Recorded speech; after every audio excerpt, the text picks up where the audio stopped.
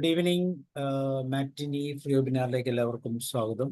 അതുപോലെ നമ്മൾ കഥയിലൂടെ യാത്ര ചെയ്യുകയാണ്. നമ്മളെ സംബന്ധിച്ചിടത്തോളം 105-ാമത്തെ കഥ പറച്ചിലാണ്. പല കഥകളെ പ്രത്യേകിച്ച് വിശ്വവിഖ്യാതമായ ചില കഥകൾ കേൾക്കാനും അതിനെ വിലയിരുത്താനും അതൊക്കെ സമൂഹത്തിലേക്കൊക്കെ പകർന്നു കൊടുക്കാനും ഒക്കെ തീർച്ചയായിട്ടും വലിയൊരു അവസരമായി കാണാൻ സാധിച്ചിട്ടുണ്ട് എന്നുള്ളതാണ് വലിയൊരു സന്തോഷം. അപ്പൊ ഇന്ന് നമ്മുടെ കഥ പറയുന്നത് സ്നേഹലത ടീച്ചറാണ്. മാം ഇതിനു മുമ്പ് പല പ്രാവശ്യം എനിക്ക് തോന്നുന്നു മാം ഇംഗ്ലീഷ് കഥകളാണ് കൂടുതലും പറയുന്നത്. അപ്പോൾ തീർച്ചയായിട്ടും നമുക്ക് ഇംഗ്ലീഷ് കഥകൾ തന്നെ പ്രതീക്ഷിക്കാം. സോ നിങ്ങളെല്ലാവരെയും സ്വാഗതം ചെയ്യുന്നു. സ്നേഹലത മാമിനെയും. Snehalatha ma'am, you are welcome. Thank you sir. ഇങ്ങനെ ഒരു കഥ പറയാൻ അവസരം ലഭിച്ചതിന് സാബു സാറിനും ഇത് കേൾക്കാനിരിക്കുന്ന എല്ലാവർക്കും എൻ്റെ നന്ദി രേഖപ്പെടുത്തുന്നു. എല്ലാവർക്കും എൻ്റെ വിനീത നമസ്കാരം. സാബു സാർ ഇന്ന് 3 മണിക്കാണ് എന്നെ വിളിച്ചത്. ഞാൻ കണ്ടപ്പോഴും 5 മണിയായി. അതുകൊണ്ട് എനിക്ക് പുതിയ കഥയൊന്നും എടുക്കാൻ പറ്റിയില്ല. ഞാൻ തന്നെ എഴുതിയ ഒരു കഥ ആദ്യം പറയാമെന്നാണ് ഞാൻ വിചാരിക്കുന്നത്. പിന്നെ മാതൃഭൂമിയിൽ വായിച്ച ഒരു അനുഭവ കഥ. അപ്പോൾ ഞാൻ എഴുതിയ കഥ ആദ്യം ഞാൻ പറയാമെന്ന് വിചാരിക്കുന്നു. കഴിഞ്ഞ ഒരു പ്രാവശ്യം തകഴി എഴുതിയ ഒരു കഥ കേട്ടപ്പോൾ ഞാൻ എഴുതിയത് ഒരു കഥ അതുപോലെയൊന്നും ആകത്തില്ല, എന്നാലും സമാനമായ ഒരു കഥ ഞാൻ വളരെ ചെറിയൊരു കഥ എഴുതിയിട്ടുണ്ട്. വെള്ളപ്പൊക്കത്തിന്റെ കഥയാണ്. വെള്ളപ്പൊക്കത്തിന്റെ അല്ല, വേറെ ഒരു മാങ്ങ എറിഞ്ഞിടുന്ന സാറല്ലേ അത് പറഞ്ഞേ? അത് ഞാനല്ല, വെള്ളപ്പൊക്കത്തിലാണ്.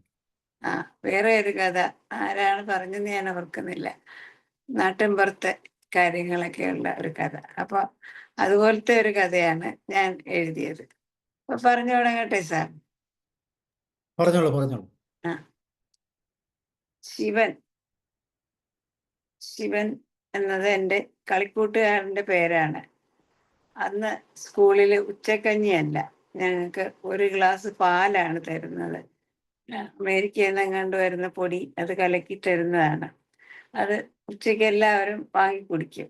ഞാനത് വാങ്ങാറില്ല. അപ്പോൾ ശിവൻ എന്നോട് പറഞ്ഞു, വേണ്ടെങ്കിൽ എനിക്ക് വാങ്ങിത്തരാൻ പറഞ്ഞു. അപ്പൊ അന്ന് മുതൽ ഞാൻ എൻ്റെ പങ്ക് പാല് ശിവന് വാങ്ങിക്കൊടുക്കും. പിന്നെ എല്ലാ ദിവസവും ഞങ്ങൾ അയൽപക്കത്താണ് താമസിക്കുന്നത്. അപ്പോൾ എന്ന് സ്കൂളിൽ പോകാൻ നേരം എന്നെയും കാത്ത് വീട്ടിലെ കിണറിനരികിൽ വന്ന് കുത്തിയിരിക്കും. ഞാൻ എത്ര താമസിച്ചാലും ഞാൻ ചെല്ലാതെ ശിവൻ പോവുകയില്ല. പോകുന്നതും തിരിച്ചു വരുന്നതും ഞങ്ങൾ ഒന്നിച്ചാണ്. പഠിത്തം ഇല്ലാത്ത ദിവസങ്ങളിൽ ശിവൻ ചൂണ്ടയിടാൻ പോകും. ഞാൻ ആരും കാണാതെ മാമ്പഴങ്ങൾ പൊതിഞ്ഞ് ശിവന് കൊടുക്കും.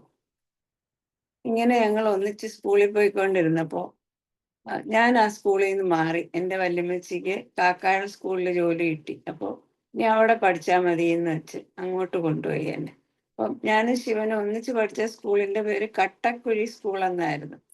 അവിടെ പോകാനായിരുന്നു എനിക്കിഷ്ടം. പക്ഷെ അങ്ങനെ എനിക്ക് സ്കൂൾ മാറി പോകേണ്ടി വന്നു. അവധി ദിവസങ്ങളിൽ ഞങ്ങൾ ഓലപ്പന്ത് കളിക്കും, കുടുകുടു കളിക്കും, അങ്ങനെ പലതും ഞങ്ങളുടെ അമ്പലത്തിൻ്റെ ഗ്രൗണ്ടിൽ കളിക്കാറുണ്ടായിരുന്നു കൂട്ടുകാരെല്ലാം കൂടി. കുറച്ച് ദിവസം കഴിഞ്ഞപ്പോൾ ശിവനെ കാണുന്നില്ല. അപ്പൊ ഞാൻ അന്വേഷിച്ചു, ശിവനെ എന്താ ഇപ്പോൾ കളിക്കാനൊന്നും കാണാത്തെ? അപ്പോൾ എല്ലാവരും പറഞ്ഞ് അവൻ അവൻ്റെ അമ്മയുടെ വീട്ടിൽ പോയിരിക്കുക. കൈനേരിയിലായിരുന്നു ശിവന്റെ അമ്മയുടെ വീട്. അപ്പോൾ അമ്മയുടെ വീട്ടിലാണ്. എത്ര നാളായിട്ട് ശിവൻ വരുന്നില്ല. അപ്പോൾ കുറേ നാൾ കഴിഞ്ഞ് പിന്നെയും ഞാൻ അന്വേഷിച്ചു, ശിവൻ എന്താ വരാത്തെ? അപ്പോൾ കൈനേരിയിലെ സ്കൂളിൽ ചേർത്തു എന്നാണ് ഞാൻ വിചാരിച്ചത്. പക്ഷെ ഒരു ദിവസം ഞാൻ ശിവന്റെ അമ്മയെ കണ്ടപ്പോൾ ഞാൻ ചോദിച്ചു, ശിവൻ അവിടെ പഠിക്കുകയാണെങ്കിൽ ഇങ്ങോട്ടൊന്നും വരത്തേ ഇല്ലേ? അപ്പോഴാണ് അമ്മ പൊട്ടിക്കരഞ്ഞു പോയത്. അമ്മ പറഞ്ഞു, അവൻ പാടത്ത് മീൻ പിടിക്കാൻ പോയതാണ്. കാലിൽ മുറിവുണ്ടായിരുന്നു, അത് പഴുത്ത് സെപ്റ്റിക്കായി.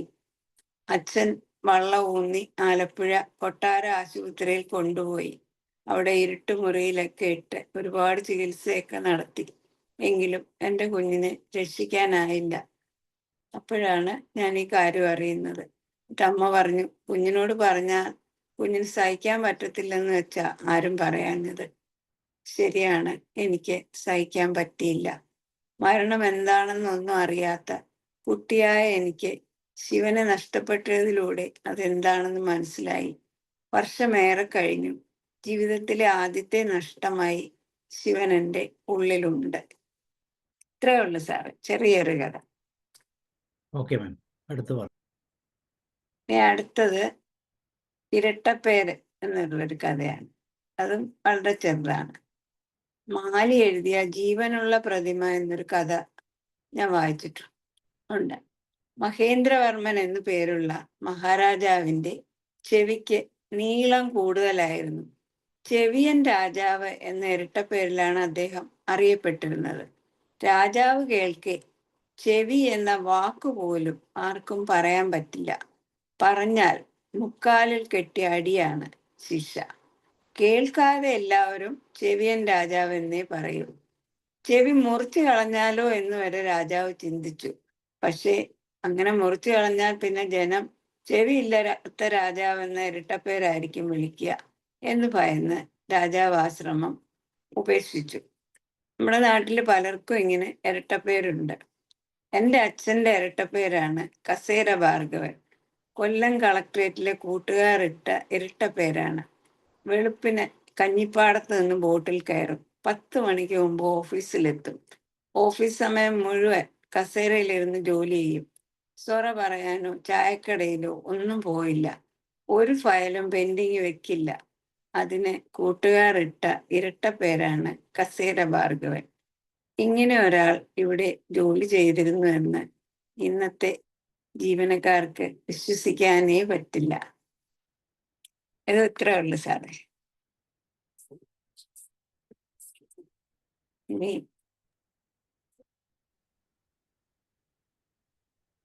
അങ്ങനെയാണെങ്കിൽ ഞാനും കൂടി ഒരെണ്ണം പറയാം. പിന്നെ സാറ് പറ.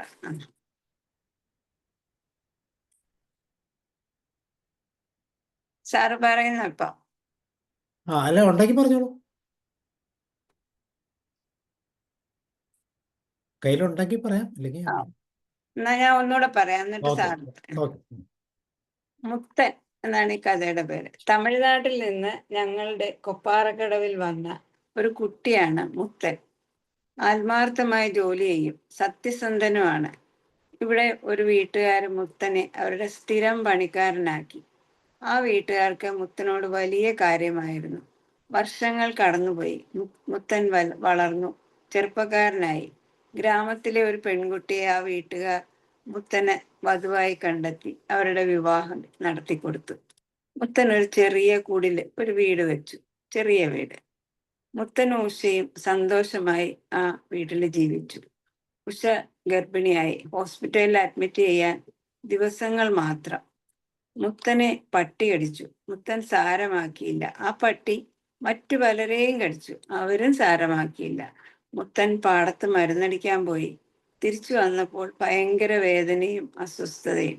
വേഗം ആശുപത്രിയിലേക്ക് പോയി. അന്നത്തെ കൊട്ടാരം ആശുപത്രി, ഇന്നത് ആലപ്പുഴ ജില്ലാ ആശുപത്രി. പരിശോധനകൾ നടത്തിയപ്പോഴാണ് കടിച്ചത് പേപ്പട്ടിയായിരുന്നു എന്നറിഞ്ഞത്. മുത്തനെ സെല്ലിലാക്കി. നാട്ടുകാരെല്ലാം മുത്തനെ കാണാൻ ചെന്നു. എല്ലാവർക്കും പ്രിയങ്കരനായിരുന്നു ആ തമിഴ്നാട്ടുകാരൻ. ഒരു തെറ്റും ചെയ്തിട്ടില്ല. മുത്തൻ രക്ഷപ്പെടാൻ എല്ലാവരും പ്രാർത്ഥിച്ചു. സെല്ലിൽ കിടന്ന് മുത്തൻ വന്നവരോടെല്ലാം ചോദിച്ചു, എല്ലാരും വന്നല്ലോ, ഉഷേനെ മാത്രം കണ്ടില്ല. ഉഷ ആശുപത്രിയിൽ പ്രസവ വാർഡിൽ അഡ്മിറ്റ് ആയിരുന്നു. മുത്തന്റെ അടുത്ത് പോകരുതെന്ന് ഡോക്ടർമാർ കർശന നിർദ്ദേശം കൊടുത്തിരുന്നു. തനിക്ക് രക്ഷപ്പെടാനാവില്ല എന്ന് മുത്തൻ അറിയില്ല. ഉഷ കാണുമ്പോൾ കെട്ടിപ്പിടിച്ച് കരയും എന്നതുകൊണ്ടാണ് ഡോക്ടർ ഉഷയെ മുത്തന്റെ അടുത്തേക്ക് അയക്കാതിരുന്നത്.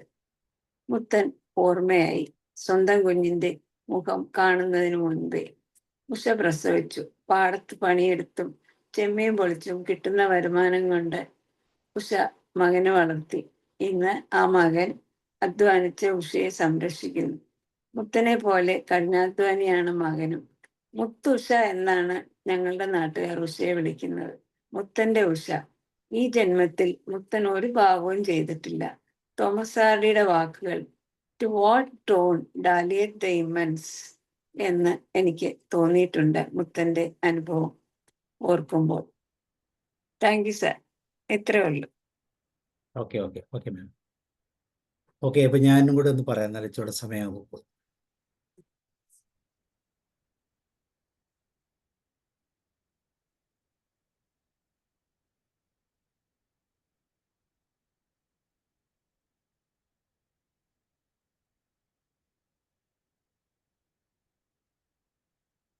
ഈ സ്റ്റോറി എഴുതിയത് ഹെക്ടർ ഹ്യൂ മൺറോ എന്ന് പറയുന്ന സഖി എന്ന പേരിലുള്ള പെന്നേമുള്ള ഒരു വ്യക്തിയാണ്. 1944 ദ മോർണിംഗ് പോസ്റ്റ് എന്ന് പറയുന്ന പത്രത്തിൽ വന്ന് സ്റ്റോറി ടെല്ലർ എന്ന് പറയുന്ന ഒരു കഥയാണ്.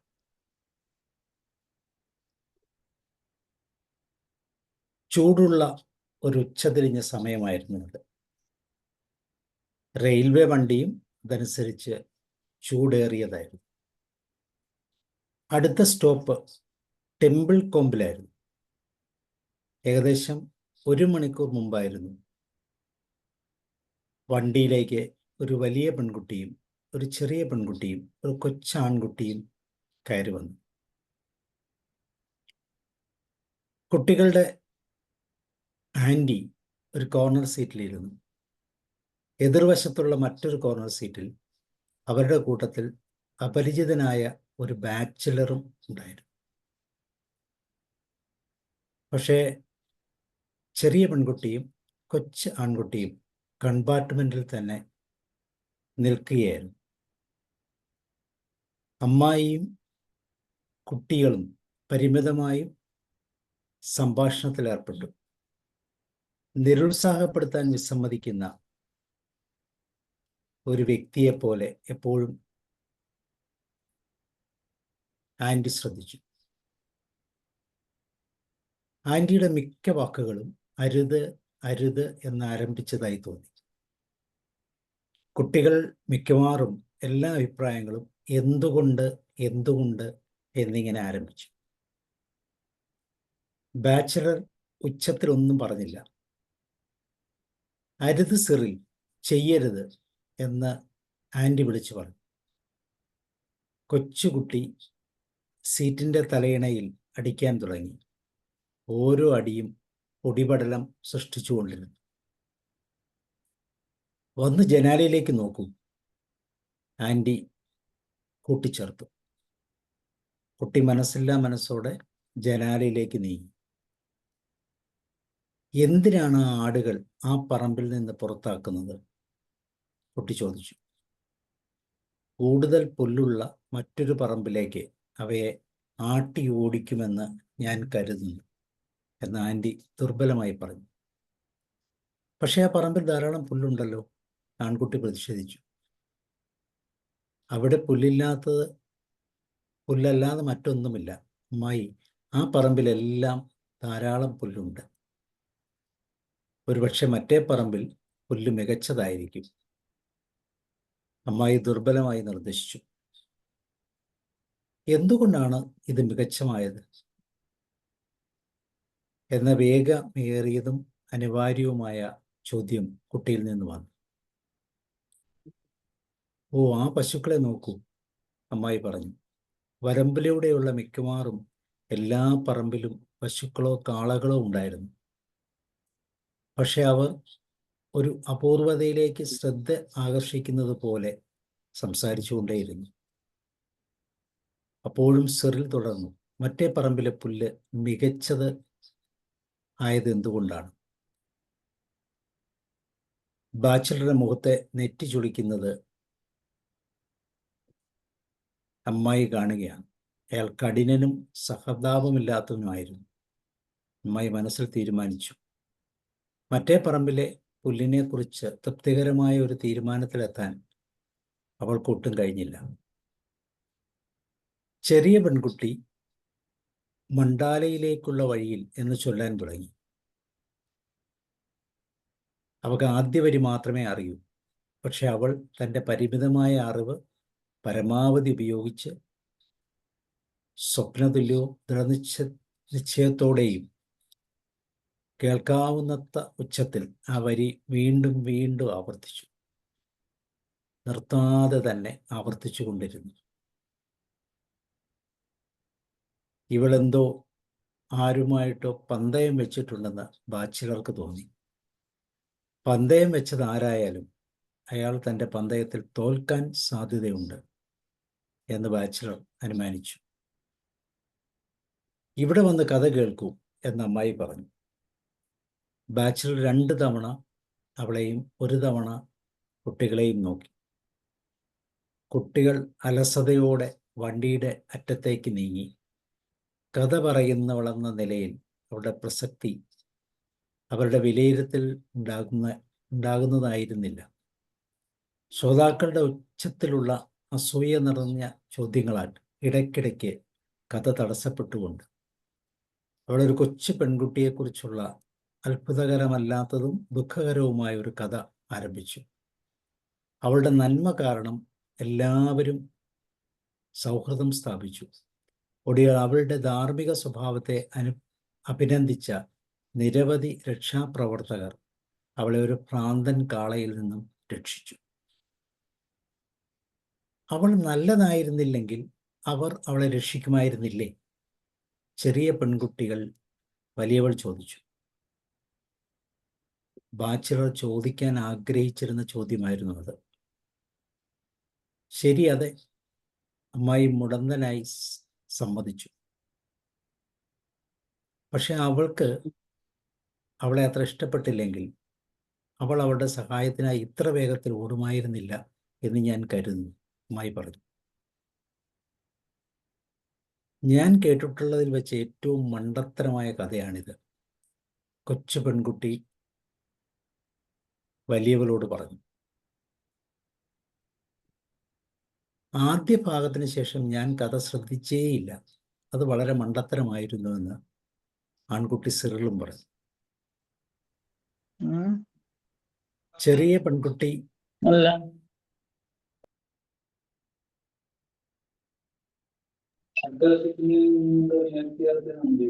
ഹലോ,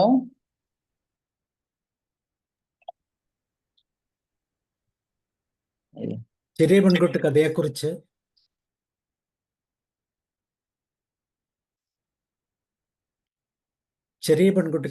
യഥാർത്ഥത്തിൽ ഒരഭിപ്രായവും പറഞ്ഞില്ല. പക്ഷേ വളരെ മുമ്പ് തന്നെ അവൾ തൻ്റെ പ്രിയപ്പെട്ട വരിയുടെ ആ ആവർത്തനം പറഞ്ഞു തുടങ്ങിയിരുന്നു. ഒരു കഥാകാരി എന്ന നിലയിൽ നിങ്ങൾ വിജയിച്ചതായി തോന്നുന്നില്ല, ബാച്ചിലർ അമ്മായിയുടെ അടുത്ത് ചെന്ന് പറഞ്ഞു. ഈ അപ്രതീക്ഷിത ആക്രമണത്തിൽ അമ്മായി ഉടനടി പ്രതിരോധിച്ചു. കുട്ടികൾക്ക് മനസ്സിലാകുവാനും അഭിനന്ദിക്കാനും കഴിയുന്ന കഥകൾ പറയുക എന്നത് വളരെ ബുദ്ധിമുട്ടുള്ള കാര്യമാണ്, അവൾ കർശനമായി പറഞ്ഞു. ഞാൻ നിങ്ങളോട് യോജിക്കുന്നില്ല, ബാച്ചിലർ പറഞ്ഞു. ഒരുപക്ഷെ നിങ്ങൾ അവരോടൊരു കഥ പറയാൻ ആഗ്രഹിക്കുന്നുണ്ടാകാം, അമ്മായി ചേർത്ത് പറഞ്ഞു. ഞങ്ങൾക്കൊരു കഥ പറയും, ചെറിയ പെൺകുട്ടികളിൽ ഒരാൾ ആവശ്യപ്പെട്ടു. ഒരു കാലത്ത്, ബാച്ചിലർ തുടങ്ങി, അസാധാരണമായി നല്ലവളായിരുന്നു ബെർത്ത എന്നൊരു കൊച്ചു പെൺകുട്ടി. കുട്ടികളുടെ നിമിഷ നേരത്തെ താല്പര്യം പെട്ടെന്ന് മങ്ങിത്തുടങ്ങി. എല്ലാ കഥകളും ആരൊക്കെ പറഞ്ഞാലും ഭയങ്കരമായി ഒരുപോലെയായിരുന്നു. അവൾ പറഞ്ഞതെല്ലാം ചെയ്തു. അവൾ എപ്പോഴും സത്യസന്ധിയായിരുന്നു. വസ്ത്രങ്ങൾ വൃത്തിയായി സൂക്ഷിച്ചു. ജാമും പാൽപുഡിങ്ങും കഴിച്ചു. പാഠങ്ങൾ നന്നായി പഠിച്ചു. മര്യാദയോടെ പെരുമാറി. അവൾ സുന്ദരിയായിരുന്നു. ചെറിയ പെൺകുട്ടികളിൽ വലിയവൾ ചോദിച്ചു. നിങ്ങളിൽ ആരെയെങ്കിലും പോലെ സുന്ദരിയല്ല, ബാച്ചിലർ പറഞ്ഞു. പക്ഷെ അവൾ ഭയങ്കര നല്ലവളായിരുന്നു. കഥയ്ക്ക് അനുകൂലമായി ഒരു തരംഗ പ്രതികരണമുണ്ടായി. നന്മയുമായി ബന്ധപ്പെട്ട് ഭയങ്കരം എന്ന ഒരു വാക്ക് സ്വയം പ്രശംസിക്കുന്നത് ഒരു പുതുമയായിരുന്നു.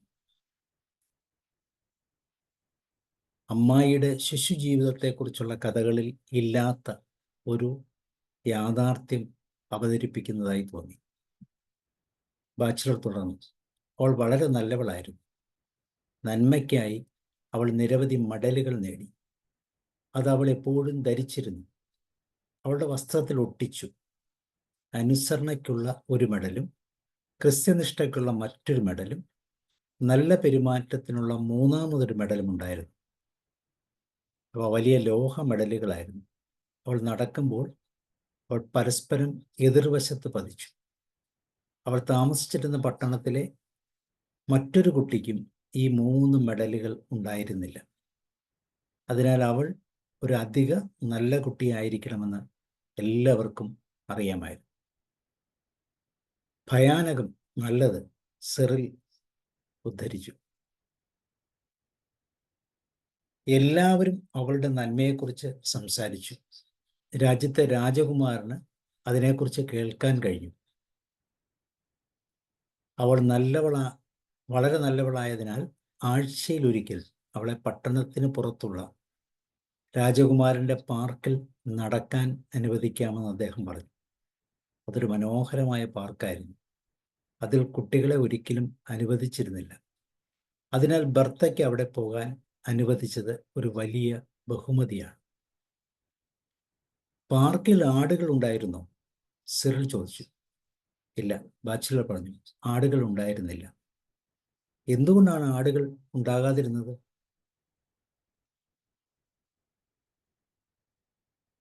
അമ്മായി സ്വയം ഒരു പുഞ്ചിരി അനുവദിച്ചുകൊണ്ട് ചിരിച്ചു. പാർക്കിൽ ആടുകൾ ഉണ്ടായിരുന്നില്ല, ബാച്ചിലർ പറഞ്ഞു. കാരണം രാജകുമാരൻ്റെ അമ്മ ഒരിക്കൽ തൻ്റെ മകൻ ആടുകൾ കൊണ്ടോ അല്ലെങ്കിൽ ക്ലോക്ക് അവൻ്റെ മേൽ വീഴ്ത്തിയാലോ കൊല്ലപ്പെടുമെന്ന് സ്വപ്നം കണ്ടിരുന്നു. അതുകൊണ്ടാണ് പാർക്കിൽ ആടുകളെയോ ക്ലോക്കിനെയോ സൂക്ഷിക്കാതിരുന്നത്. അമ്മായിക്ക് ആശ്വാസമായി. രാജകുമാരനെ കൊന്നത് ആടാണോ അതോ ക്ലോക്കാണോ? ചെറിയ കുട്ടി സിറിൽ ചോദിച്ചു. അവനിപ്പോഴും ജീവിച്ചിരിപ്പുണ്ട്. അതിനാൽ സ്വപ്നം യാഥാർത്ഥ്യമാകുമോ എന്ന് ഞങ്ങൾക്ക് ഇപ്പോൾ പറയാൻ കഴിയില്ല, ബാച്ചിലർ ആശങ്കയില്ലാതെ പറഞ്ഞു. എന്തായാലും പാർക്കിൽ ആടുകളൊന്നുമില്ലായിരുന്നു. പക്ഷെ എല്ലായിടത്തും ധാരാളം ചെറിയ പന്നികൾ ഓടുന്നുണ്ടായിരുന്നു. അവയുടെ നിറം എന്തായിരുന്നു? വെളുത്ത മുഖമുള്ള കറുപ്പ്, കറുത്ത പാടുള്ള വെള്ള, എല്ലായിടത്തും കറുപ്പ്, വെളുത്ത പാടുള്ള ചാരനിറം, ചിലത് മുഴുവൻ വെളുത്തതായിരുന്നു. പാർക്കിനകത്തുള്ള കാര്യങ്ങളെക്കുറിച്ച് പൂർണ്ണമായ ഒരു ധാരണ കുട്ടികളുടെ ഭാവനയിലേക്ക് ആഴ്ത്തിയിറക്കാൻ കഥാകാരൻ താൽക്കാലികമായി കഥ നിർത്തി. തുടർന്ന് പുനരാരംഭിച്ചു. പാർക്കിൽ പൂക്കളില്ലെന്ന് കണ്ടപ്പോൾ ബർത്തയ്ക്ക് സങ്കടമായി. കണ്ണീരോടെ അവൾ അമ്മായിമാർക്ക് രാജകുമാരൻ്റെ പൂക്കളൊന്നും പറിക്കില്ലെന്ന് വാക്ക് നൽകിയിരുന്നു. മാത്രമല്ല, അവളുടെ വാഗ്ദാനം പാലിക്കാൻ അവൾ ആഗ്രഹിച്ചു. അതിനാൽ പറിക്കാൻ ഇല്ലെന്ന് കണ്ടെത്തിയത് നമുക്ക് മണ്ടത്തരമായി തോന്നി. എന്തുകൊണ്ടാണ് പൂക്കളില്ലാത്തത്? പന്നികൾ അതെല്ലാം തിന്നു കഴിഞ്ഞിരുന്നു, ബാച്ചിലർ പെട്ടെന്ന് പറഞ്ഞു. പൂക്കൾ വേണ്ടെന്ന് തോട്ടക്കാരൻ രാജകുമാരനോട് പറഞ്ഞു. അതിനാൽ പൂക്കളും വേണ്ടെന്ന് അദ്ദേഹം തീരുമാനിച്ചു.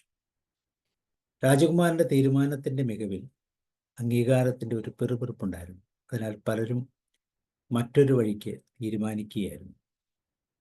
പാർക്കിൽ വേറെയും ഒരുപാട് മനോഹരമായ കാര്യങ്ങളുണ്ടായിരുന്നു. സ്വർണവും നീലവും പച്ചയും നിറമുള്ള മത്സ്യങ്ങൾ നിറഞ്ഞ കുളങ്ങളും നിമിഷ നേരം കൊണ്ട് ബുദ്ധിപൂർവ്വം കാര്യങ്ങൾ പറയുന്ന മനോഹരമായ തത്തകൾ നിറഞ്ഞ മരങ്ങളും അന്നത്തെ എല്ലാ ജനപ്രിയ ഈണങ്ങളും മൂളിപ്പാട്ട് പാടുന്ന പക്ഷികളും ഉണ്ടായിരുന്നു. ബർത്ത അങ്ങോട്ടും ഇങ്ങോട്ടും നടന്നു. സ്വയം വളരെയധികം ആസ്വദിച്ചു. സ്വയം ചിന്തിച്ചു, ഞാൻ അത്ര അസാധാരണമാം വിധത്തിൽ നല്ലവളായിരുന്നില്ലെങ്കിൽ ഈ പാർക്കിൽ, മനോഹരമായ പാർക്കിൽ വന്ന് അതിൽ കാണുന്നതെല്ലാം ആസ്വദിക്കാൻ എന്നെ അനുവദിക്കുമായിരുന്നില്ല. അവൾ നടക്കുമ്പോൾ അവളുടെ 3 മെഡലുകൾ പരസ്പരം കൂട്ടിമുട്ടി. അവൾ എത്ര നല്ലവളാണെന്ന് അവളെ ഓർമ്മിപ്പിക്കാൻ സഹായിച്ചു. അപ്പോഴാണ് ഒരു വലിയ ചെന്നായ അത്താഴത്തിന് ഒരു തടിച്ച ചെറിയ പന്നിയെ പിടിക്കാൻ കഴിയുമോ എന്ന് കാണാൻ പാർക്കിലേക്ക് കയറി വന്നു. എന്തായിരുന്നു അതിൻ്റെ നിറം? കുട്ടികൾ പെട്ടെന്ന് താല്പര്യം പ്രകടിപ്പിച്ചുകൊണ്ട് ചോദിച്ചു. എല്ലായിടത്തും ചെളി നിറം, കറുത്ത നാവും പറഞ്ഞറിയിക്കാനാവാത്ത ക്രൂരതയോടെ തിളങ്ങുന്ന ഇളം ചാര നിറമുള്ള കണ്ണുകൾ. പാർക്കിൽ അത് ആദ്യം കണ്ടത് ബർത്തയായിരുന്നു. അവളുടെ പിൻഭാഗം വളരെ വെളുത്തതും വൃത്തിയുള്ളതുമായിരുന്നു. അത് വളരെ ദൂരെ നിന്ന് കാണാൻ കഴിയും. ബർത്ത ചെന്നായിയെ കണ്ടു. അത് തൻ്റെ അടുത്തേക്ക് വരുന്നത് കണ്ടു. തന്നെ ഒരിക്കലും പാർക്കിലേക്ക് വരാൻ അനുവദിച്ചില്ലായിരുന്നുവെങ്കിൽ എന്ന് അവൾ ആഗ്രഹിച്ചു തുടങ്ങി. അവൾ കഴിയുന്നത്ര വേഗത്തിൽ ഓടി. ചെന്നായി വലിയ ശബ്ദത്തിൽ അവളുടെ പിന്നാലെ വന്നു. കുറ്റിക്കാടുകളുടെ ഇടയിലെ ഒരു കുറ്റിച്ചെടിയിൽ അവൾ മറഞ്ഞു നിന്നു. കുറ്റിക്കാട്ടിൽ ഏറ്റവും കട്ടിയുള്ള ഒന്നിൽ അവൾ ഒളിച്ചു. ചെന്നായ ശാഖകളിൽ മണം പിടിച്ചു. അതിൻ്റെ കറുത്ത നാവ് വായിൽ നിന്ന് പുറത്തേക്ക് വന്നു. ഇളം ചാരനിറമുള്ള കണ്ണുകൾ കോപത്താൽ തിളങ്ങുകയാണ്. ബർത്ത ഭയന്നുപോയി. സ്വയം ചിന്തിച്ചു, ഞാൻ അസാധാരണമാം വിധം നല്ലവളല്ലായിരുന്നുവെങ്കിൽ ഈ നിമിഷം ഞാൻ പട്ടണത്തിൽ സുരക്ഷിതമായിരുന്നേനെ. എന്നിരുന്നാലും ചുറ്റുമുള്ള ശാന്തതയിൽ അവൾ ശ്രദ്ധിച്ചു. ബർത്ത ഒളിച്ചിരിക്കുന്നിടത്തേക്ക് ചെന്നായി പതുക്കെ മണം പിടിച്ച് വരുന്നുണ്ടായിരുന്നു. കുറ്റിക്കാടുകൾ വളരെ ഇടതൂർന്നു നിന്നതിനാൽ അവളെ കാണാതെ വളരെ നേരം അവയിൽ ഏതെങ്കിലും പന്നിയെ വേട്ടയാടാൻ കഴിയുമോ എന്ന ചിന്തയിൽ ചെന്നായി തിരിഞ്ഞു. എന്നാൽ ചെന്നായി തിരിഞ്ഞ് വീണ്ടും തൻ്റെ അടുത്തേക്ക് ഓടിച്ചെന്ന് മണം പിടിക്കുന്നത് കണ്ട് ഭർത്ത വല്ലാതെ വിറച്ചു. അനുസരണയ്ക്കുള്ള മെഡൽ, നല്ല പെരുമാറ്റത്തിനും ക്രിസ്തുനിഷ്ഠയ്ക്കുമുള്ള വേണ്ടിയുള്ള മെഡലുമായി തട്ടിത്തകർന്നു.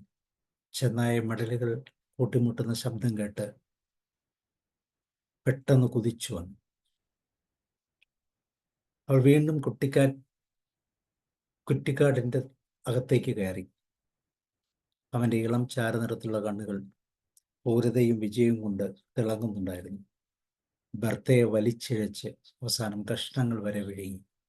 അവളുടെ ചെരുപ്പുകളും വസ്ത്രങ്ങളും കഷ്ണങ്ങളും നന്മയ്ക്കുള്ള 3 മെഡലുകളും മാത്രം അവളിൽ അവശേഷിച്ചു. ചെറിയ പന്നികൾ ആരെങ്കിലും കൊല്ലപ്പെട്ടോ? കുട്ടികൾ ചോദിച്ചു. ഇല്ല, അവരെല്ലാം രക്ഷപ്പെട്ടു. കഥ മോശമായി ആരംഭിച്ചു, ചെറിയ കുട്ടികൾ പറഞ്ഞു. പക്ഷെ അത് മനോഹരമായ ഒരു അവസാനമായിരുന്നു. ഞാൻ ഇതുവരെ കേട്ടിട്ടതിൽ വെച്ച് ഏറ്റവും മനോഹരമായ ഒരു കഥയാണിത്. കൊച്ചു പെൺകുട്ടികളിൽ വലിയവൾ വലിയ തീരുമാനത്തോടെ പറഞ്ഞു. ഞാൻ ഇതുവരെ കേട്ടിട്ടുള്ള ഒരേ ഒരു മനോഹര കഥയാണിത്. ബാലനായ സിറിൽ പറഞ്ഞു. അമ്മായിയിൽ നിന്നൊരു വിയോജിപ്പ് വന്നു. കുട്ടികളോട് പറയാൻ ഏറ്റവും അനുചിതമായ ഒരു കഥ. വർഷങ്ങളോളം ശ്രദ്ധയോടെ പഠിപ്പിച്ചതിൻ്റെ ഫലത്തെ നിങ്ങൾ ദുർബലപ്പെടുത്തി. എന്തായാലും വണ്ടിയിൽ നിന്ന് ഇറങ്ങാൻ തയ്യാറെടുക്കുമ്പോൾ ബാച്ചിലർ തൻ്റെ സാധനങ്ങൾ ശേഖരിച്ചുകൊണ്ട് പറഞ്ഞു, ഞാൻ അവരെ 10 മിനിറ്റ് നിശബ്ദരാക്കി. അത് നിങ്ങൾക്ക് ചെയ്യാൻ കഴിയുന്നതിനേക്കാൾ കൂടുതലായിരുന്നു.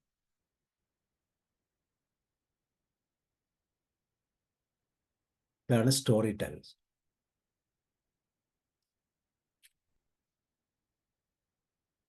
ഓക്കെ, അപ്പോൾ താങ്ക് യു. നമുക്ക് ഡീറ്റെയിൽസിലേക്ക് പോകാം. തീർച്ചയായിട്ടും സ്നേഹത മാം പറഞ്ഞ 3 കഥകൾ, 2 കഥകൾ, എല്ലാ കഥകളും ഈ പറയുന്ന പോലെ മനസ്സിൽ തട്ടി നിൽക്കുന്ന കഥകൾ തന്നെയാണ്. ജീവിത സാഹചര്യങ്ങൾ തന്നെയാണ്. ശിവനെക്കുറിച്ച് പറഞ്ഞതും ശിവനെ കാണാതെ പോയ സാഹചര്യവും അതിൻ്റെ അർത്ഥങ്ങൾ മനസ്സിലാക്കിയതുമല്ല.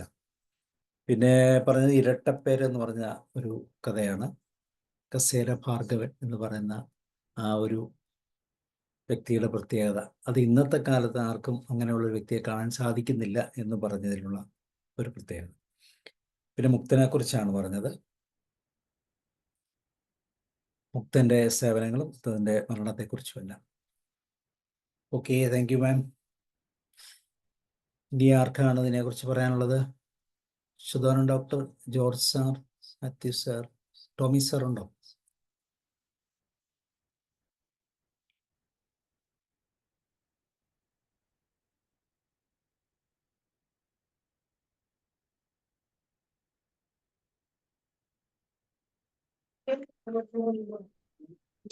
പറയട്ടെ സാർ. പറഞ്ഞു പറഞ്ഞു. ഇവിടെ ഭയങ്കര മഴയാണ്, അപ്പൊ അതുകൊണ്ട് ഞാൻ സൗണ്ടാ പറയുന്നത് ക്ലിയർ ആണ്. ഇടയ്ക്ക് മുടങ്ങി പോയാൽ ക്ഷമിക്കണേ. ഓക്കെ. അതായത് നമ്മുടെ ടീച്ചർ പറഞ്ഞ ടീച്ചർ തന്നെയല്ലേ നമ്മുടെ ആദ്യത്തെ കഥാകാരി? അതെ. അത് കഥയുടെ ത്രെഡ് മാത്രമായിരുന്നു. അത് കഥയായിട്ട് വികസിപ്പിച്ച് ഇങ്ങനെ കൊണ്ടുപോകാവുന്ന ഈ സിനിമയുടെ ഒക്കെ ഒരു ത്രെഡ് പറയാൻ പറയുമല്ലോ. അപ്പോൾ ഈ മോഹൻലാലും മമ്മൂട്ടിയും അങ്ങനെയൊക്കെ ഉള്ളവർക്ക് ഈ അരമണിക്കൂർ 3/4 മണിക്കൂറിന് കഥ കേൾക്കാൻ പറ്റില്ല. അപ്പോൾ അത് വൺ ലൈൻ ത്രെഡ് എന്നൊക്കെ പറഞ്ഞിട്ട് പറയിക്കാറുണ്ട്. അപ്പോൾ അതിൽ ഈ ത്രെഡാണ് പറഞ്ഞത്. അപ്പൊ ഈ ശിവൻ എന്ന് പറഞ്ഞ ബാല്യകാല സഖാവിനെ ഓർമ്മിച്ച് പറഞ്ഞ ആ കഥ, അത് വളരെ സങ്കടം തോന്നിയ ഒരു കഥയായിട്ട് തോന്നുമെങ്കിലും അത് ഡെവലപ്പ് ചെയ്യാമായിരുന്നു. ഡെവലപ്പ് ചെയ്യാന്ന് പറഞ്ഞാൽ കുട്ടികൾ തമ്മിലുള്ള കളികളും പങ്കിടലും കാത്തിരിപ്പും ഒക്കെ ബാല്യകാല സഖി പോലെ വികസിപ്പിക്കാമായിരുന്നു അത്. അപ്പം അത് കഴിഞ്ഞതിന് ശേഷം പിന്നെ കാണാതെ പോയി. അതും കഴിഞ്ഞതിന് ശേഷം പിന്നെ നമ്മുടെ ഈ MTയുടെ തോണിക്കാരൻ പോലെ തോണി അപ്പുറം ഇപ്പുറം ഭാരതപ്പുഴയിൽ പോയിരുന്നതും പെൺകുട്ടി അതിൽ കയറി കോഴിക്കോട് പോയതും ഒക്കെ ആയിട്ട് അങ്ങനെ ഒക്കെ ആ കഥ വികസിപ്പിക്കാമായിരുന്നു. ഗംഭീരമായ ഒരു പ്ലോട്ട് ഉണ്ടായിരുന്നു. പക്ഷെ അത് എങ്കിലും നല്ല ഓർമ്മ വന്നു. അപ്പോൾ അതിൽ ഈ ശിവൻ എന്ന് പേര് കേട്ടപ്പോൾ എനിക്ക് മനസ്സിലായി. ഞങ്ങൾ എൻ്റെ കല്യാണം കഴിഞ്ഞതിന് ശേഷം ഞങ്ങൾ ഇവിടെ ഒരു വാടക വീട്ടിൽ താമസമായപ്പോൾ തൊട്ട വീട്ടിൽ ഇലക്ട്രിസിറ്റി ബോർഡിലെ ഒരു എഞ്ചിനീയർ ജോസും അദ്ദേഹത്തിൻ്റെ ഭാര്യ ഒരു ടീച്ചർ മിസ്സിയും ഉണ്ട്. അവരുടെ വീട്ടിൽ സഹായത്തിനായിട്ട് ഒരു ചെറിയ ബാലൻ, അവന് സ്കൂളൊക്കെ കളഞ്ഞിട്ട് ഒരു തമിഴ് ഇതിന് കൊഴിഞ്ഞാമ്പാറയിൽ നിന്ന് വന്ന് നിൽക്കുന്ന അവനാണെങ്കിൽ അത്യാവശ്യം ഞങ്ങളെയും സഹായിക്കുമായിരുന്നു. കടയിൽ പോയിട്ട് വരിക, പാല് വാങ്ങി തരിക, അങ്ങനെ കുറേ സഹായമൊക്കെ ചെയ്യായിരുന്നു. അപ്പോൾ അത് കഴിഞ്ഞ് അവൻ എൻ്റെ ഭാര്യയുടെ വലിയ പ്രിയപ്പെട്ട കുട്ടിയായിട്ട് മാറി. അപ്പം ഞങ്ങൾ ആദ്യമായിട്ട് ഫ്രിഡ്ജ് വാങ്ങിക്കുകയാണ്. അപ്പോൾ ഫ്രിഡ്ജ് വാങ്ങിയിട്ട് അവന് ഫ്രിഡ്ജൊന്നും കണ്ടിട്ടേ ഇല്ല. അപ്പോൾ ഫ്രിഡ്ജൊക്കെ കൊണ്ടു വെക്കുമ്പോഴത്തേക്ക് അതിൽ വെച്ചിട്ട് ആദ്യം ഈ ഐസ്ക്രീമൊക്കെ ഉണ്ടാക്കി കൊടുത്തപ്പോൾ അവൻ്റെ ഒരു തുള്ളിച്ചാട്ടവും കുസൃതിയും എല്ലാം ഭയങ്കരമായിട്ട് നമുക്ക് ഓർമ്മിക്കാൻ നിൽക്കുന്നു. അത് കഴിഞ്ഞ് അവൻ്റെ അച്ഛൻ വന്ന് അവനെ കൂട്ടിക്കൊണ്ടുപോയിട്ട് പിന്നെ സ്കൂളിലൊക്കെ ചേർത്തിട്ടുണ്ടാവുമെന്നാണ് നമ്മൾ വിചാരിച്ചത്. പക്ഷെ പിന്നെ കുറച്ച് ദിവസം കഴിഞ്ഞപ്പോൾ എൻ്റെ അച്ഛനെ ഞാൻ കണ്ട് ഞാൻ ചോദിച്ചു, ശിവൻ സുഖമായിരിക്കുന്നോ, നന്നായിരിക്കുന്നോ എന്നൊക്കെ ചോദിച്ചപ്പോഴാണ് ഒരു സങ്കട വർത്താനം പറഞ്ഞത്. അവനെ കൂട്ടിക്കൊണ്ടുപോയിട്ട് ഈ പശുക്കളെ മേയ്ക്കുന്ന ഒരിടത്ത് പണിക്ക് നിർത്തി. അപ്പോൾ ഇവൻ ഈ പശുക്കളെ കുളിപ്പിക്കാനായിട്ട് കുളത്തിൽ കൊണ്ടുപോയി ഇറക്കി. എന്നിട്ട് ഇവൻ എന്ത് ചെയ്തു, ഇതിൻ്റെ ഈ കയറ് ദേഹത്ത് ചുറ്റി ഇട്ട് പശുവിനെ കുളിപ്പിക്കുകയും അതിൻ്റെ കൂടെ അതിൻ്റെ പുറത്ത് കയറിയിരുന്ന് വെള്ളത്തിൽ സഞ്ചരിക്കുകയൊക്കെ ചെയ്ത്. പക്ഷെ പശു വരണ്ടോടി. ഇവൻ ആ ദേഹത്ത് ചുറ്റിയ കയറിൽ കുടുങ്ങിയിട്ട് വെള്ളത്തിൽ മുങ്ങി ആ കുട്ടി, ശിവൻ എന്ന് തന്നെയാണ് പേര്, മരിച്ചു പോയത് എനിക്ക് ഭയങ്കര സങ്കടത്തോടെ ഈ കഥ കേട്ടപ്പോൾ ഞാൻ ഓർത്തു. അപ്പോൾ ഈ ചില ഓർമ്മകൾ ഉണർത്തുന്ന ഒരു കഥയായിരുന്നു ആദ്യത്തേത്. പിന്നെ ഈ നൂൺ ഫീഡിങ് നമ്മളൊക്കെ ഞങ്ങളുടെ കാലത്ത് അത് ഈ യൂണിസെഫ് തരുന്ന പാലും ഉണ്ടായിരുന്നു. ഉപ്പുമാവ് എന്ന് പറഞ്ഞൊരു സാധനം തരുമായിരുന്നു, ഈ ഗോതമ്പും നെയ്യും ഒക്കെ കൂടെ ഇത് ഇട്ടിട്ട്. അപ്പോൾ ഈ ഉപ്പുമാവിന് പാത്രമൊന്നും കൊണ്ടുപോയില്ല. ഈ നോട്ട്ബുക്കിൽ ഒരു ഷീറ്റ്, ഒരു താള് കീറിയിട്ട് മുട്ടിൽ വെച്ചിട്ട് ഇങ്ങനെ അമർത്തി കഴിഞ്ഞാൽ ഒരു കപ്പ് പോലെ വരും നമ്മുടെ കാൽമുട്ടിൽ. എന്നിട്ട് അതിങ്ങനെ കാണിച്ചു കൊടുക്കും. അപ്പോൾ അത് 2 ടീച്ചർമാർ കൊണ്ടുവന്നു അത് ചൂടുള്ള നെയ്യിൽ വറുത്ത ഈ ഗോതമ്പിൻ്റെ ഉപ്പുമാവ് തരും. എന്നിട്ട് നമ്മുടെ അലൂമിനിയം ഗ്ലാസ്സിൽ ഈ പാല്, അത് പാൽപ്പൊടി കലക്കിയതാണ്, അത് ഇങ്ങനെ ഒഴിച്ചു തന്നതൊക്കെ ഈ കഥ കേട്ടപ്പോൾ എനിക്ക് ഓർമ്മ വന്നുപോയി, ഈ നൂൺ ഫീഡിങ്ങിൻ്റെ ഒരു ഇതൊക്കെ കേട്ടിട്ട്. പിന്നെ മഹേന്ദ്രവർമ്മ ചെവിയൻ രാജാവിൻ്റെ അതിലൊരു കസേര ഭാർഗവൻ്റെ കാര്യം പറഞ്ഞു. അപ്പോൾ എൻ്റെ ചെറിയച്ഛൻ ഒരു TP ദാമോദരൻ എന്ന് പറഞ്ഞിട്ട് ആലപ്പുഴ ജില്ലാ പഞ്ചായത്ത് വൈസ് പ്രസിഡന്റ് ആയിരുന്ന ആള്, പുള്ളി പാർട്ടി നേതാവൊക്കെ ആയിരുന്നു. പുള്ളിയെ കസേര കുട്ടൻ എന്നാണ് വിളിക്കുന്നത്. ഹൈസ്കൂൾ ഹെഡ് മാസ്റ്റർ ആയിരുന്നു പുള്ളി. കസേരയിൽ നിന്ന് എണീറ്റ് ആരും കണ്ടിട്ടില്ല. ക്ലാസ് എടുക്കും, നല്ല ഒന്നാന്തരമായിട്ട് ക്ലാസ് എടുക്കും, പക്ഷെ കസേരയിൽ ഇരുന്നേ ക്ലാസ് എടുക്കുകയുള്ളൂ. അദ്ദേഹത്തിന് ഈ അപരനാമം കസേരക്കുട്ടനായിരുന്നു. ആള് മരിച്ചുപോയി. ഞാൻ ഈ TP കസേര ഭാർഗവനെ കേട്ടപ്പോഴത്തേക്ക് എനിക്ക് അത് വലിയ ഒരു ഓർമ്മ വന്നു. പിന്നെ ഈ പേവിഷബാധയേറ്റ് മരിച്ചത്, അത് വല്ലാത്ത വലിയൊരു സങ്കടമുള്ളതാണ്. നമ്മുടെ മലയാറ്റൂർ രാമകൃഷ്ണൻ്റെ വേരുകൾ എന്ന് പറഞ്ഞിട്ട് ഒരു കഥയുണ്ട്. അപ്പോൾ അതിനകത്ത് ഇതുപോലെ നായകടി ഏറ്റിട്ടൊരു ആൺകുട്ടി അപ്പു, അത് മലയാറ്റൂരിൻ്റെ സ്വന്തം പെങ്ങളുടെ മകനായിരുന്നു. അത് മരിച്ചുപോയതിൻ്റെ ദാരുണമായൊരു അന്ത്യം, പേവിഷബാധയേറ്റ ഒരാൾ മരിക്കുന്നതിൻ്റെ ഭയങ്കര സങ്കടം തോന്നുന്നത് ഇതിൽ നമ്മൾ ഈയിടെ അടുത്ത് പത്രങ്ങളിലൊക്കെ 2-3 വാർത്തകൾ വായിക്കുന്നില്ലേ, ചെറിയ കുട്ടിയെ മുഖത്ത് കടിച്ചത്, തലയിൽ കടിച്ചത്, വിരല് കടിച്ചെടുത്തത് ഒക്കെ വായിക്കുമ്പോഴൊക്കെ എനിക്ക് ഈ മലയാറ്റൂരിൻ്റെ വേരുകൾ ഓർമ്മ വരും. അതുപോലെ ഒരു കഥ, സങ്കടപ്പെടുന്ന തോന്നുന്ന ഒരു കഥ, ഇതൊക്കെ കഥയുടെ ത്രെഡുകളായിരുന്നു. അതെങ്ങനെ മനോഹരമായിട്ട് വികസിപ്പിക്കാവുന്ന 3 കഥകളായിരുന്നു. ഇത് ഒന്ന് പരത്തി എഴുതണേ. പരത്തി എഴുതാന്ന് പറഞ്ഞാൽ കുഞ്ഞു സംഭവങ്ങളൊക്കെ ചേർത്ത് നമ്മളെ ഈ സ്റ്റോറി ടെല്ലർ യാത്രയും കാഴ്ചകളും ആടും ഒക്കെ വന്നതുപോലെ അതൊന്ന് മനോഹരമാക്കിയാൽ നന്നായിരിക്കുമെന്ന് എനിക്ക് തോന്നുന്നു. അതേപോലെ ഈ ബാച്ചിലർ ആദ്യം ക്രൂരനാണെന്ന് തോന്നിയെങ്കിലും ആ കഥയിലൂടെ നറേറ്റ് ചെയ്ത് വന്നു. പക്ഷെ ഇംഗ്ലീഷ് കഥകളുടെ ഒരു സവിശേഷത നമ്മുടെ ഭൂമികയായിട്ട് ചേർന്ന് പോവില്ല, നമ്മുടെ ആശയങ്ങളുമായിട്ട് ചേർന്ന് പോവില്ല. കാഴ്ചകളും അത് അവരുടെ ഒരു എന്താ പറയുക, ഒരു യാഡ് സ്റ്റിക്കുകൾ വേറെയാണ്. നമുക്കാണെങ്കിൽ സംഭവം ഇങ്ങനെ വർണ്ണിച്ചു പോകാനാണ് നമുക്ക് താല്പര്യം. മറ്റേത് ഈ സിറ്റുവേഷൻസും അതിൻ്റെ മൈക്രോ ലെവൽ അനുരണനങ്ങളും ഒക്കെ വർണ്ണിക്കുകയാണ്. ഇംഗ്ലീഷ് സ്റ്റോറികളിൽ എപ്പോഴും നമുക്ക് കാണാൻ പറ്റുന്ന ചില സവിശേഷതകൾ ഉണ്ട്. അപ്പോൾ അത്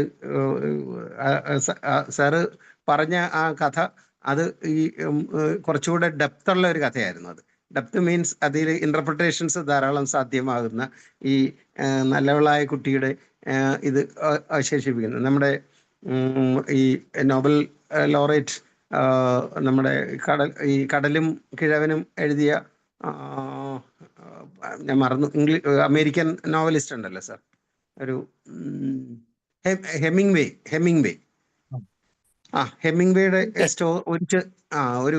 ഒരു ഏണസ്റ്റ് ഹെമിംഗ്വേയുടെ ഒരു ചെറിയ സ്റ്റോറി ഉണ്ട്. അതായത് 6 വാക്കുകളിൽ പറഞ്ഞിട്ടുള്ള ഒരു കഥ, ഈ baby shoe for sale never on എന്ന് പറഞ്ഞിട്ടൊരു കഥ. അതൊരുപാട് പേജുകൾ എഴുതാൻ പറ്റുന്ന രീതിയിൽ, കുഞ്ഞ് ഷൂ വിൽക്കാനുണ്ട്, ധരിച്ചിട്ടില്ല, ആ കുഞ്ഞ് മരിച്ചു പോയതാവാം, ആ കുഞ്ഞിനെ തട്ടിയെടുത്തുകൊണ്ട് പോയതാവാം, ആ കുഞ്ഞ് പുൽവാമയിലെ വെടിയേറ്റ് മരിച്ച ഒരു ആളിൻ്റെ കുട്ടിയാവാം എന്നൊക്കെ പറഞ്ഞ് എത്ര വേണമെങ്കിലും നമുക്ക് എഴുതാവുന്ന രീതിയിലുള്ള കഥയൊക്കെ. അത് അവരുടെ ഒരു ക്രാഫ്റ്റ് വേറെയാണ്.